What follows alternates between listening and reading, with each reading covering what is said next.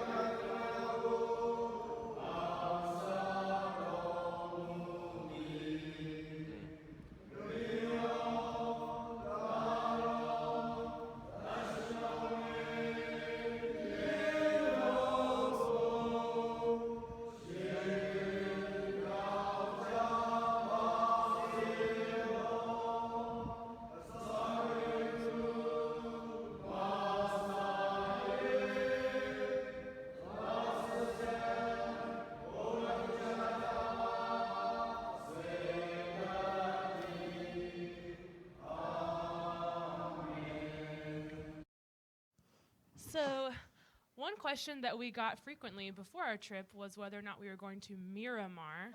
So, just to clarify, this is Miramar. It's a beach in Florida. That is not where we went. We went to Myanmar, which is here in between China and India, and it kind of stretches down that way. You may also know it as Burma, which is the former name of this country, but now it is called Myanmar. So that is where we went. Yep. Long story short. So one of the reasons it's called Myanmar is that Myanmar is a tribal country. There's lots of different tribes, and the Burmese are sort of the most powerful, wealthiest tribe. So the country was named after the Burmese for a long time, and then they changed the name to Myanmar to try to incorporate, the rest of the tribes that aren't necessarily represented, which sometimes worked, sometimes didn't. Probably we heard it called Burma just as much as we called it Myanmar. Cities that had name changes, like Yangon, the capital used to be Rangoon. Most people we heard still called it Rangoon. So that was kind of interesting. We worked with mostly the Kachin people up in the northeast of the country, the very tip-top, the green area. You want me to go through the church stuff? Sure. Okay, so this is Holy Trinity Cathedral in Yangon. We were working with Anglican Frontier Missions with the Anglican Church in Myanmar, the Anglican province of Myanmar. And so this is the cathedral where it's the seat of the Archbishop of Myanmar. And it's a huge church. It's really big, and they're very beautiful on the inside. With pretty intricate, stained glass and like a lot of things that you'd find in Western churches, like big cathedrals in Europe, with the exception of air conditioning. You're not going to find that. So they have these big fans. And let me tell you, it is sweltering over there. It is so hot. And it's really, really, really humid. Yeah, it's hot and humid, and we were there during the rainy season. So Yeah, but these Anglican cathedrals are traditionally shaped. A lot of the time, they're cruciform churches. So these long, narrow, um, the long narrows and the little apses off on the corners here. Um, we have the baptismal font, which is where you would enter the church. It's down at the back of the aisle when you enter the church. And this is our team. So you see me and Anna there in the center. That's Canon Keith Allen. He was appointed by Archbishop Foley Beach as the official canon to Myanmar. So he has a special relationship with Archbishop Stephen. And then we have Jared on the far right and his wife Rachel. Okay, Anna, do you want to take that? So what you see here is Jared and the Archbishop Stephen, who's the Archbishop of the Anglican Church in Myanmar. And one of the first things we did when we got there is we went to visit him in his home, and he wanted to give all of us lungies, which is what everyone wears in that country, men and women, and it's basically just a skirt. But the men's ones are a little different. So the men's ones is just a big loop of fabric that you step into, and then you kind of tie in a knot so that it stays in place.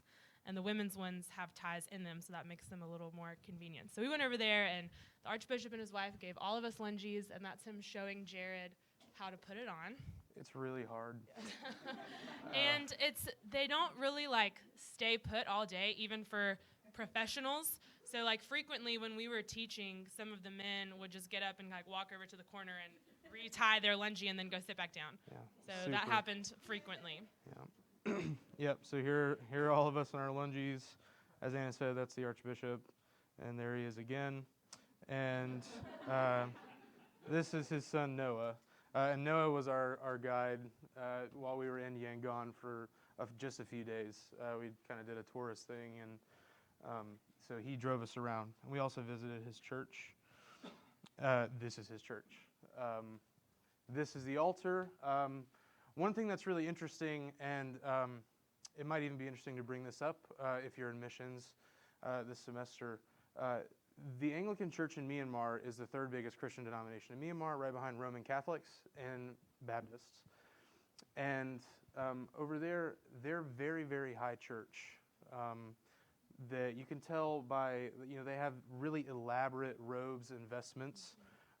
Their altars face east, which means that when the priest is celebrating communion, he faces the same direction as the people.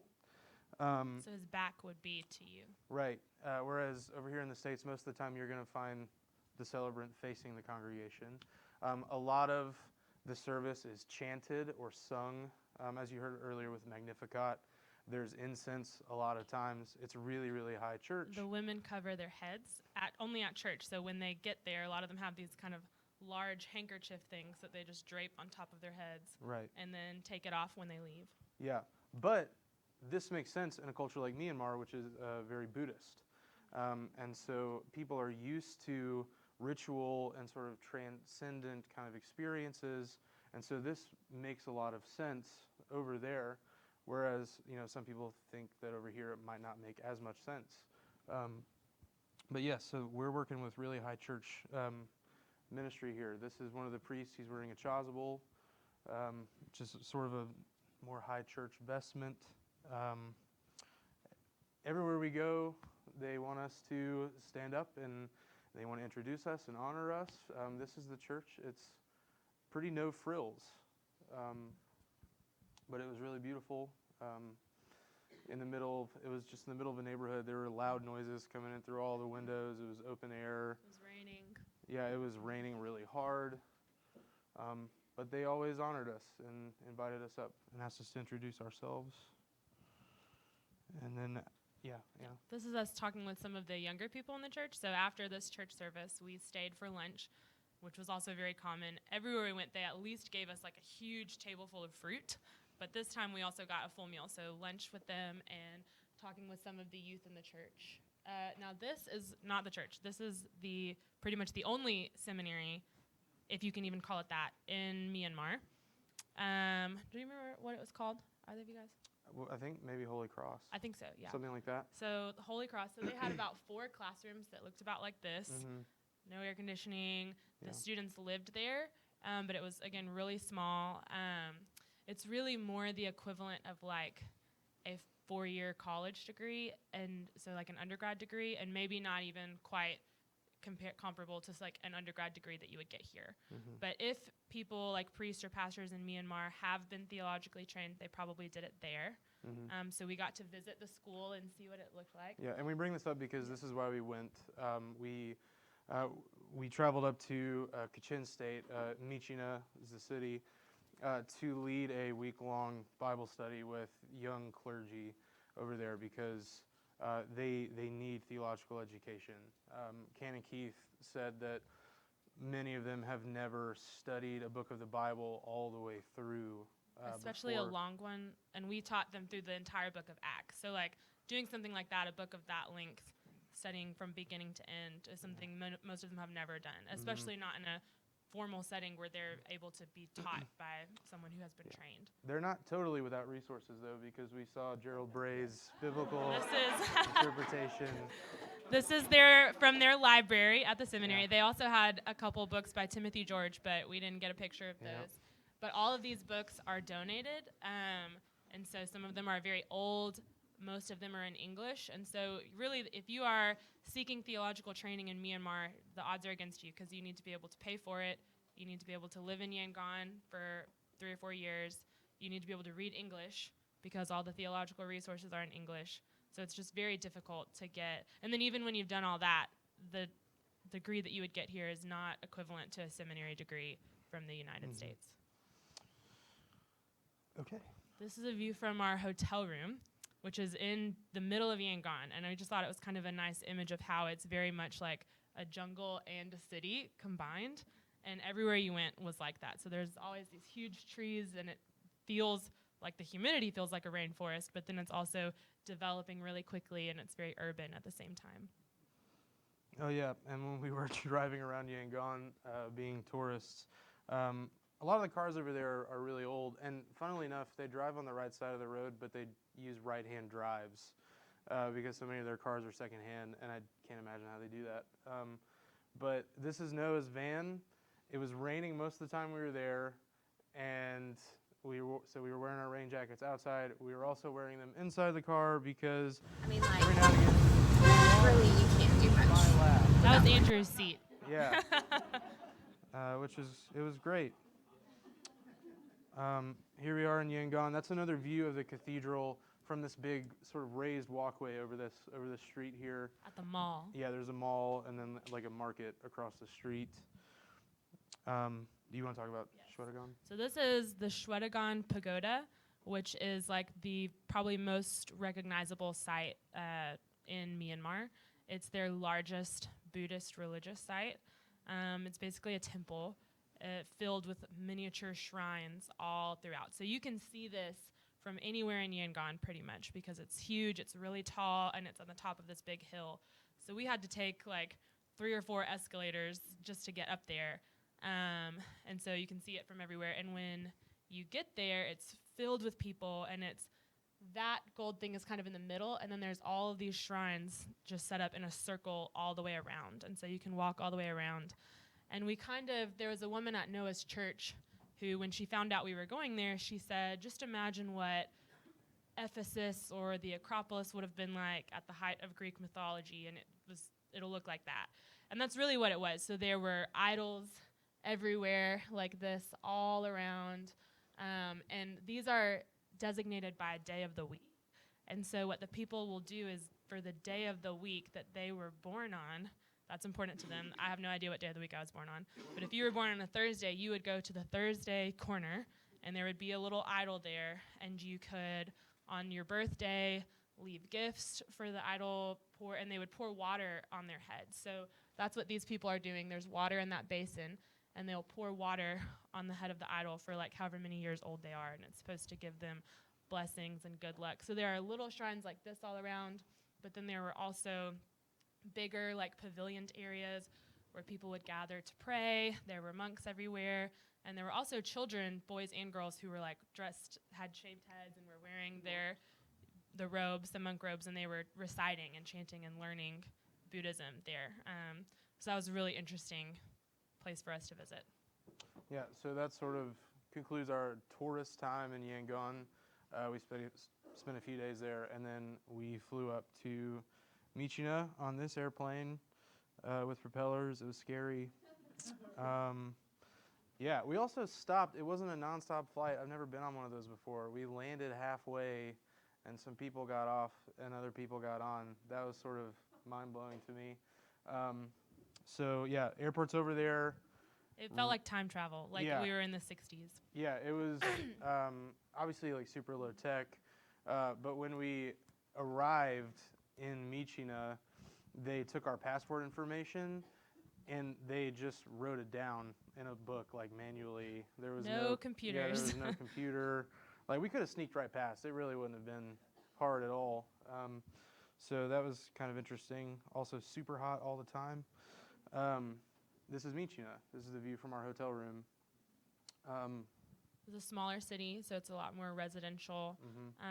On this street, every morning at like 6, we would be woken up by this woman who would walk up and down the street selling something, and I don't know what, but she would shout really loudly in Burmese about what she was selling, and that woke us up every day. Yeah, it was cool. Another view of the city. These things. It's a water buffalo. Yes, well, there were a lot of these things as well. These like trailers on motorcycles. I mean, it's a tricycle. Those were fascinating to us. Yeah, we weren't used to seeing water buffaloes as much as we did here.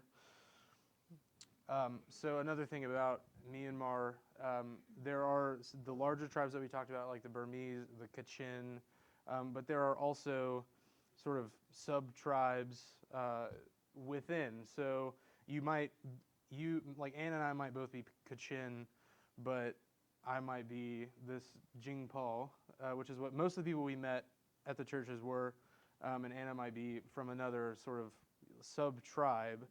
And even if you're both Kachin, it can be kind of unconventional to intermarry. But they all know what everyone is, and that was kind of fascinating. And those show like their traditional, what they would wear. They don't wear that most of the time. So the only time that we saw people actually wearing clothes like that was at the end of our time there when they put on this big show for us. And so they wore the traditional clothes to show us what they looked like. But something else that's interesting about the Kachin is that, which is the larger tribe that encompasses all of these, is that they really kind of consider themselves a warrior tribe, but they're at war against their own country. So there are a lot of places in Kachin State that we could not go because there's violence there. When we traveled outside of Myitkyina, we had to pass through military checkpoints. And there are a lot of people in this country who are IDPs, they're internally displaced peoples because of fighting within their country, of their tribe against the military government of Myanmar. Yeah, this is the military checkpoint. You got your bunker to stop bullets. You got your beer ads. It's got everything you need. This was really terrifying. We drove up and our driver took our passports and he just got out of the car and walked away with our passports to go. I mean, he was just showing them to these guys and he brought them back immediately. But still, You put a lot of faith in these drivers. They didn't want us to get out of the car because that apparently would have been a lot more complicated. So yeah, we went through that. Here we are with Bishop John. He's the one on the right, if you couldn't tell. This is in Myitkyina. This is our first night there. We went to his favorite restaurant, it seemed, outside, like by the river. They're very proud of this river. And it was muggy and it was dusk. And I don't know if you've eaten outside by water. There were bugs everywhere, like flying into my mouth. It was something else. But this is Bishop John. He's the bishop of the Myitkyina diocese. He's quite the character. He is. He's quite the character. He led us around and sort of took care of us while we were in Myitkyina. And this is his cathedral. Noticeably less grand than the one in Yangon. This is the inside. still huge. And we were there for one Sunday service, and it was Pentecost, and it was totally full. Full. So these churches fill up Yeah. on Sundays. So even though, as we mentioned, we've got some really high church Anglicans going on up in here, and churches are often traditionally shaped and Eastern-facing altars and all that kind of stuff, there was still like a little bit of Asian flair. So this is the frontal cross, or the cross that goes on the altar, and these lights moved around and changed and kind of changed patterns, and that was most churches that we went to had something like this. These light up crosses. Yes. That's right. Yes. So that was fun. And here we are being introduced by Bishop John. Bishop John was probably the most fluent in English out of all the people that we met there. And he was not our interpreter when we were teaching. He was usually not our interpreter. But pretty much everywhere we went, this was the setup. They would seat us up front, and we were introduced. And this is where we came to teach. So we were going to teach Acts here at this retreat for young clergy. See on the far left also, that's Father Paul. You can see his profile. He was one of our translators and drivers while we were over there. And he's a priest in Meechina and has his own smaller church that you'll see later. He was the sweetest man, but he was our interpreter. His English was not great, and they'd never use English unless people like us are there. And so kind of the longer that we were there, the better his English got. But the first couple of days were rockier for him as he kind of got back into the swing of using the language. Right. And that was really tricky when you're trying to teach the Bible. It's like, Messiah, can I use that word? Sanctification. Right. Right. Pentecost, all these kinds of things. It was really hard. It was probably one of the hardest teaching experiences I've ever had. But we could kind of tell if he was having trouble translating, because he would normally just, if there was a word he couldn't translate, he would just say the word in English. So then I would know, okay, try again. Yeah, let's try to explain that a little bit better. And you would have to kind of, as we were preparing our lessons, we were given about an hour and 15 minutes, but that's an hour and 15 minutes total. And when you're translating, we really need to double or even triple the amount of time that I actually would plan on talking, because it just takes a long time for him to repeat it. And also, the way the Burmese language works, it frequently took them a lot longer to say things than it would take us. And so, they also would read scripture out loud. So every time I would point to a scripture and I would say, okay, read this, the whole group would read it all together out loud. And that takes a long time. And I would kind of follow along in my English Bible and finish long before they did. So I don't know how that language works, but if you're interested, this is a Bible in Burmese, and you can kind of pass that around if you want, and just check it out. Translated by Adoniram Judson, and he invented the script as well. It's really pretty. Yeah, they still use his translation.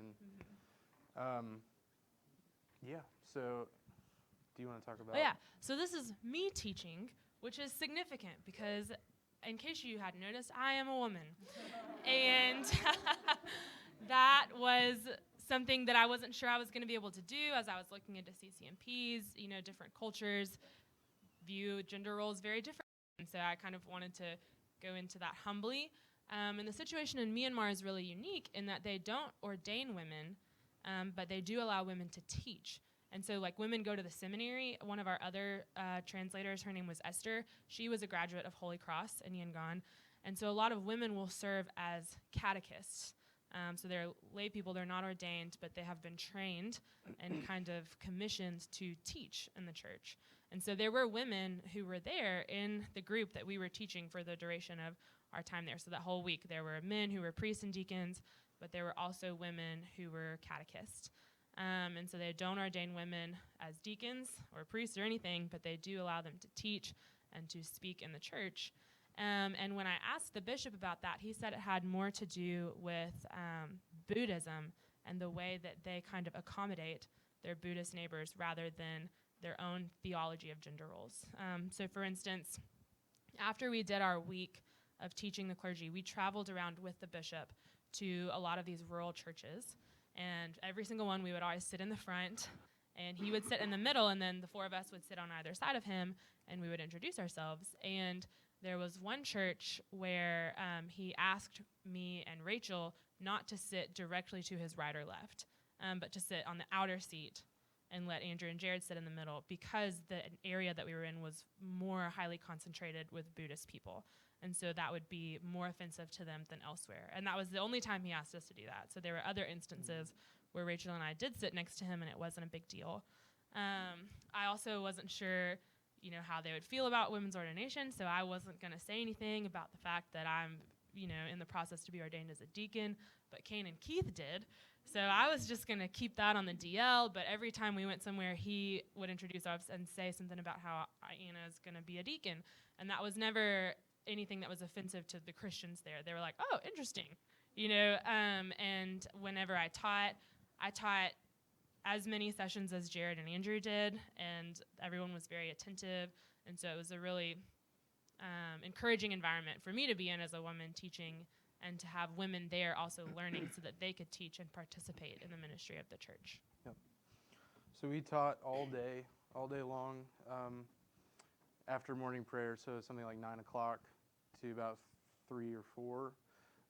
It was 4-hour, 15-minute sessions, and we went through the entire book of Acts in 5 days, which is pretty ambitious, but we did it. And these people, they were eating it up. They were very hungry for it. I think they were very engaged. Took notes. Yeah, it was kind of difficult. If we opened up space for questions, it was kind of difficult to get people to raise their hand and ask questions sometimes. And we were told that's because it was a respect thing. They didn't want us to think that we weren't being good teachers. So sometimes they wouldn't ask questions, which, use us while you got us. But it was a great time. And there's Rachel teaching. Rachel taught one of our lessons, and that wasn't like Anna said, that wasn't an issue at all. This is the whole crew. All the young clergy and us in the center. One thing that is amazing about this, it took them no time at all to get 30 information seconds for this photo. The bishop was like, all right, we're taking a photo, and everybody just knew exactly what to do. Boom. It's like, we can learn a lot from the Kachin people. You want to take that? So at the end of our week, we did the full week of teaching all day, every day. And at the end of the week, Kane and Keith presented everyone who was there with these certificates that they can have to show that they've completed this training. And it's also meaningful to them because they are also signed by Archbishop Foley, who's our Archbishop. And so that's meaningful to them to have this connection, and that he also has signed off on the training that they've received. And so we had this ceremony at the end, and everyone came and they received their certificates. And you'll notice that Keith is grasping his elbow as he shakes their hand. That's the polite way for you to shake people's hands there. Mm-hmm. So even there were a couple of times where we met children, and the children would reach out to take our hands, and then the mother would grab their other arm and make them do it the right way. So I don't really know why, but that's the respectful way to shake someone's hand in Myanmar. You may think that the chanting that you heard at the beginning is the only type of singing that you would find in a high church Anglican environment in Myanmar, but that is not the case. And we did something like this at the beginning of the day, every day.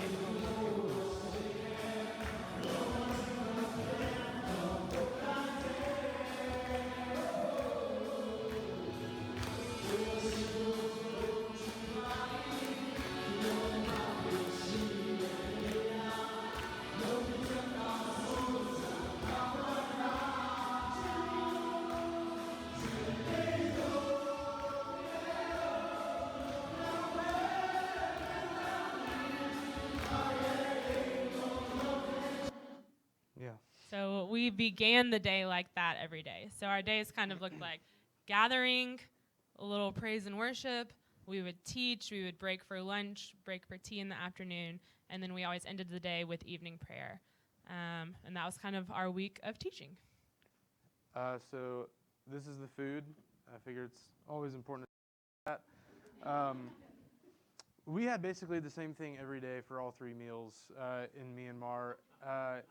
It was a bowl of white rice as your base, and then there would typically be, it's all family style like this, so there would be a chicken, a fish, pork, mixed vegetables, chili paste here for your seasoning, and then a bowl of soup, which was usually your meal from the previous day In water. in water.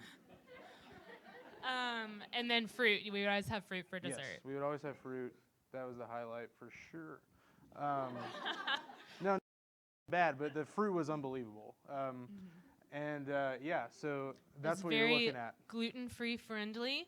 So if you're gluten intolerant, Myanmar is Move a to safe Myanmar. place for you to go. Yeah.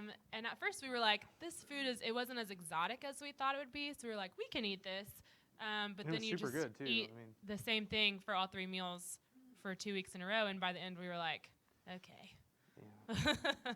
let's have some variety. Yeah, So it made us realize just how much more variety we have in our diet, how many more options we have than and a lot of even other going from like steamed rice to fried rice, we were like, woo! party time. Yes, this is some of the fruit that we had. We were told not to eat anything that we couldn't peel ourselves. Or that hadn't already been peeled, like an apple or something. Right. Their oranges were great. Their mango is unbelievable. Unbelievable. It grew everywhere. Like at the church, there was a mango tree outside, and you could just pick one right off. It was unbelievable. And then these things, what are these called again? Lychees. Lychees. Yeah, they have this kind of really hard, spiky, I don't know, husk or You something. have to like use your fingernail to break that off, and Yeah. they're really good. And then they look like sort of translucent grapes. I wish I had a picture. They kind of look like eyeballs, Yeah, but that's they're it. really Okay, good. I was gonna not say that. Yeah. So this is Evensong. It's a evening prayer that's sung, and so every evening one of the clergy there would be tasked with leading us in Evensong, and so this guy's officiating here, and Canon Keith would deliver a sermon every evening, and this is Esther, another one of our translators, the one Anna mentioned, who's a graduate of the seminary, and so he would preach 20 minutes, something like that, every evening. Here we are with one of the graduates, all of us in lungies. Very hard. Okay, the reason my shirt's untucked here is because they're so hard to put on that instead of tying the knot, I just put a belt on over it.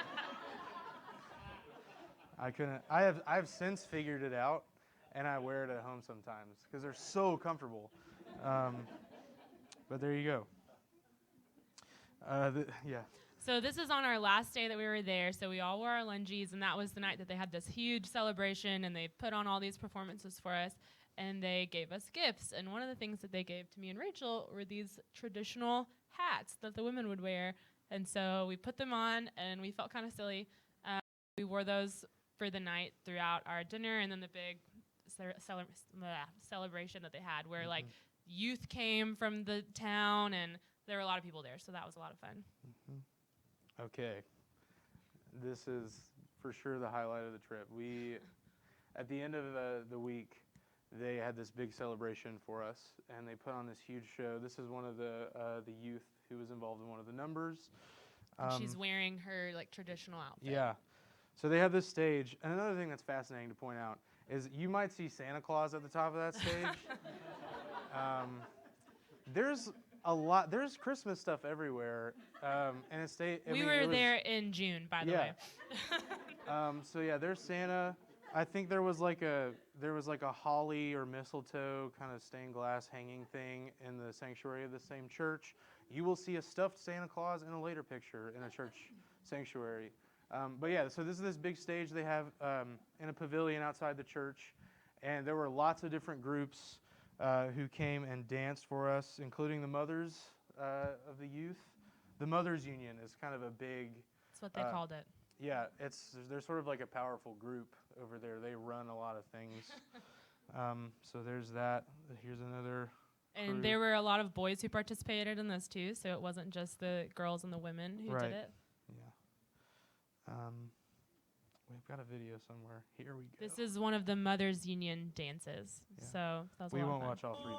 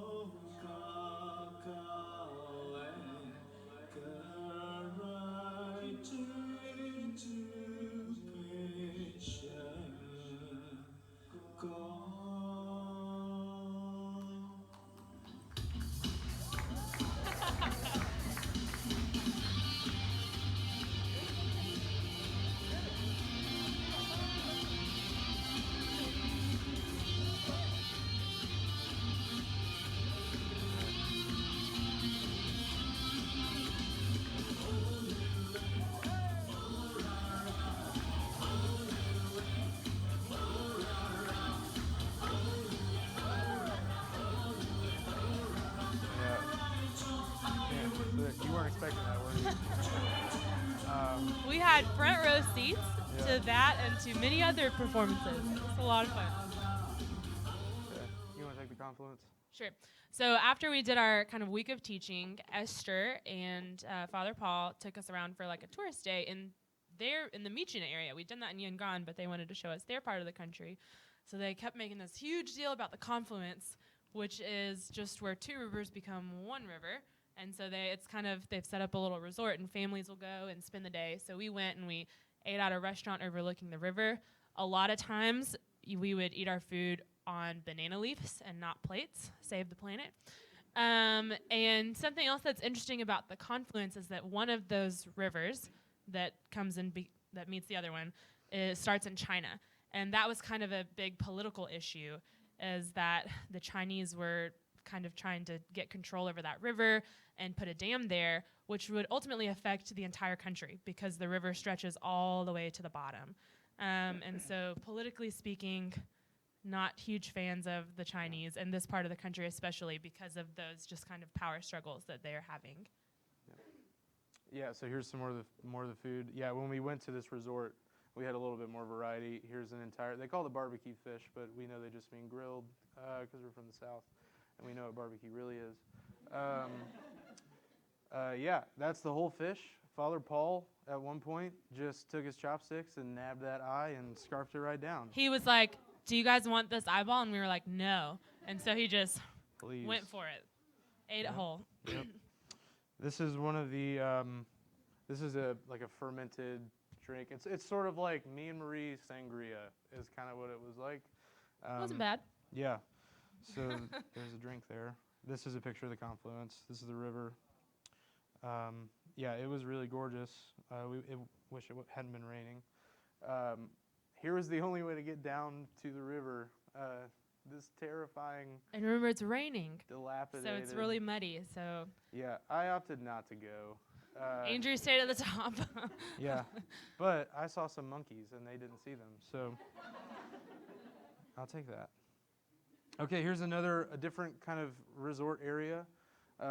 These little pavilion / hut things down here, families can rent one for the day and come down and picnic and play in the river. There was this amazing suspended kind of bridge that you could walk on. It was very bouncy. It was super bouncy. It was very fun. So you could walk right over the river and see. Here's all of us. This is Father Paul again, Esther, and this is one of our drivers, Peter. And it's super fitting that his phone is in the air because the thing that we remember most about Peter is that his ringtone was "Shine, Jesus, Shine" in Burmese, and it went off all the time. In really serious moments, you just hear really loud. At church, Yep. teaching, just whatever. Yep. So there we are again. That's the same photo. Pretty positive. This is Father Paul's house. And we also visited his church. So again, a little bit smaller than the Cathedral of Myitkyina, which is a little bit smaller than Cathedral in Yangon. But this red was a really popular color. I think most of the churches we went to had this kind of red. I think it's most of the Anglican churches. Right. Yep. And so this is the inside of Father Paul's church. Yeah. Do you want to take this? Yeah. So this is housing right next door to Father Paul's church that his church has built for IDPs in the area. Internally displaced person. And so that was really interesting for us to see as we visited these churches, to see how they were ministering to meet the needs of the people in their community and to share the gospel. And so that was one of the things that they did. This is a kitchen, more kitchen. More kitchen. More kitchen. This is a bedroom, or this is really like where a family would sleep, and they have these little rolled up mats that they would unroll. But that's a way that his church is trying to meet the needs of people who can no longer stay in their homes because of violence in the area. Mm-hmm. So then we're nearing the end. We came back to Mishina. This is Sunday, Pentecost Sunday. And our leader, Father Keith, he got food poisoning while we were over there, and he was sick for about 4 days. And on Saturday, he said, he was starting to feel a little bit better. He was supposed to preach on Pentecost Sunday. And so Sunday morning, went to his room and asked him how he was feeling, and he was not feeling up to it. So I preached on Pentecost Sunday. With like half an hour's notice. Yeah. Really, though. So obviously Acts 2. The reason I preached is because I taught Acts 2 during the retreat, so it just made sense. But yeah, it was kind of scary. I mean, that's a lot of people. The bishop was my translator, but it was really fun. I mean, if you get fishbowl, cherish that, because you're going to use that one day. Here they are reading the gospel. This is one of the priests. And here's the liturgy. This is one of our favorite things I think about being over there with our Anglican brothers and sisters in Myanmar. This is the English version of the liturgy that they handed out. They gave it to us specifically. Right. Everyone else had a Burmese version. Right. But it was the same. It was immediately recognizable. It was very easy to follow along. A lot of times we didn't even need it. And there were a few times where we, like in evening prayer or something, where we didn't have an English liturgy. And still, because the way Anglicans worship is so similar across cultures, we knew what was going on. And so we were able to follow and be like, oh, this is the creed. Okay, this is the Lord's Prayer. And we could still worship along with them in English, even though they were not speaking English, which was really special for us. And here we are lining up to receive communion. You can see the women have their heads covered. Mm-hmm.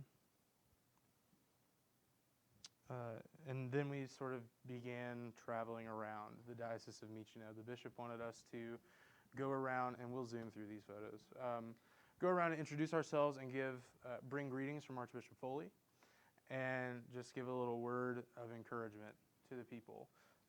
So we went to probably in 2 days about like 15 different churches. Mm-hmm. And that was cool because a lot of the pastors of these churches had been at our teaching session the week before. So we were able to see them in their church with their congregations. And we went to these churches like in the middle of the day.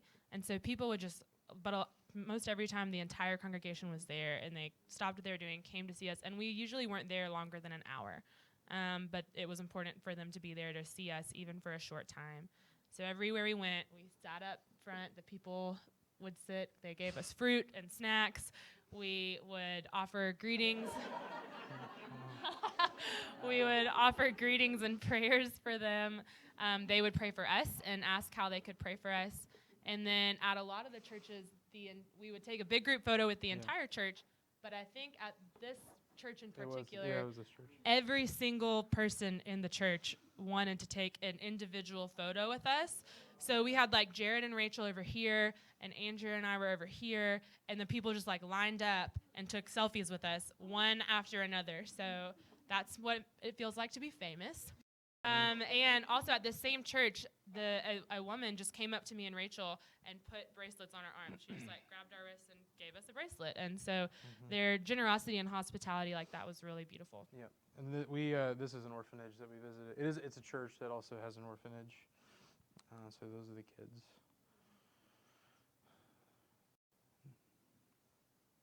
These churches were all in pretty rural areas, and the infrastructure in Myanmar isn't great. So we would basically like get in the car, drive 20, 30 minutes to one church, then go to another church and do that over and over again. The roads are really bumpy. Mm-hmm. So keep in mind that all I'm doing is sitting in a car, getting out, sitting in a church, getting back in the car. But my Fitbit told me that I reached my step goal because the car rides were so bumpy that it thought I was walking. Yep. And this is one of the welcomes that we received. They weren't all like this, but this was one of them. I'd love for the audio to start when the video does.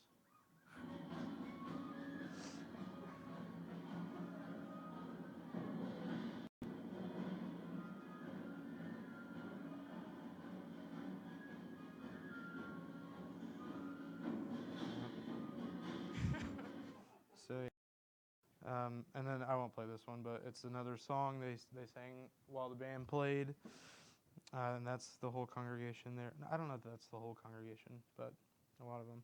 Here's some Bananas of the were shaped funny. Yeah, they were sort of smushed down, which is fascinating. Very good. Let's see. Here's another church. This is the church that Anna's talking about earlier, where Bishop John asked her and Rachel not to sit next to him. It's a smaller church because it's an area highly populated with Buddhists. This is the typical spread.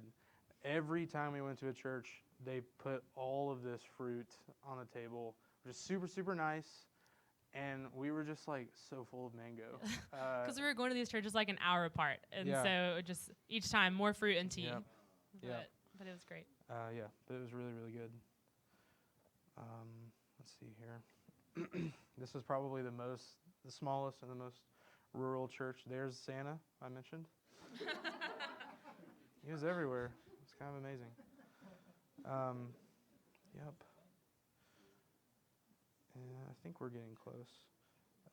This was the last church we visited. There's some more Burmese writing on the back of the pews. I'm pretty sure it was called Radiant Cross, not Radiation Cross Church, but they accidentally, I think like the bishop was like, "Oh, we're going to Radiation Cross next," and we were like, "What?" Yeah. Okay, and then we came home. That was it.